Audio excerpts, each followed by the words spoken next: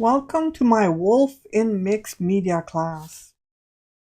Here, this is an overview of what I'm teaching on Udemy. What you're going to need is a brush, a canvas, a drawing, some gel, and an assortment of papers.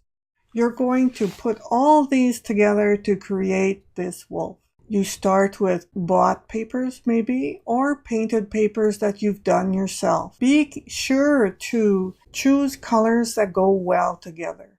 For this one, I've chosen to do yellows and oranges and browns with purple. So I'm choosing colors that are opposites on the color wheel. I'm going to have yellow dominant or gold dominant with a little bit of purple and a few other colors, but it's going to be mostly those dominant colors. You can pick any colors you want. If you want to, you could pick red. You can make a red wolf. Now, if your wolf is red, then it's probably a good idea for you to take that wolf and add maybe a little bit of green, a little bit of purple with it. With this wolf, I'm going to be using mostly golds, yellows, and browns with an accent of purple. I'm actually going to use that purple map on the side there, and I'm going to use it to create some of my wolf. Keep in mind that when I add these collage papers, I do not really stick to the drawing completely. I use the drawing as a guide. So I work really quickly and I add the colors, but I do not tear or cut the papers to fit. I want them to be approximately the way they are. And I keep adding and adding and adding. I will add these colors and these papers just as much as possible and very quickly.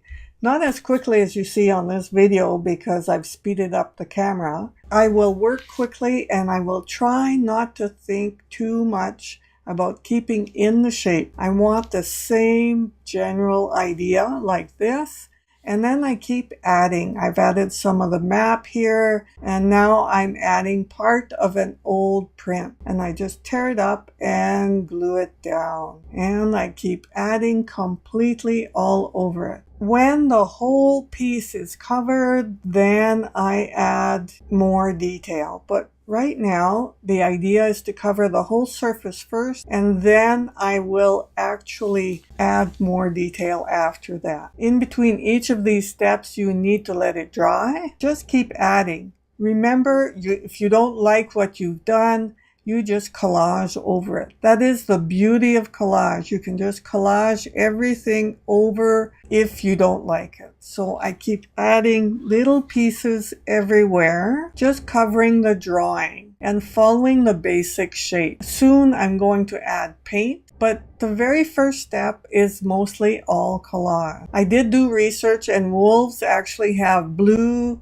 yellow, or green eyes. I'm adding black for the accent to help the eyes stand out, and the nose and the mouth as well. I paint those in, I let it dry, and then I add more detail. So what I would do is I would collage, I would paint, collage some more, I will paint some more after that. So here I've let the paint dry and I'm back to collaging. This time I'm adding text. It's pieces of an old newspaper that I've photocopied. This is actually a 100-year-old newspaper, and I keep copying it over and over. I just love the font and the text on there. So I am collaging again, adding even more accent, making sure that the colors work well together. That's the important part. Now, if you go over the paint, that doesn't matter right now because you will be painting, retouching those areas again. So just fill in all the collage as much as you can, and that's your goal. Now I'm adding an iris and I let it dry. Then I collage again. So I'm not showing you when I stop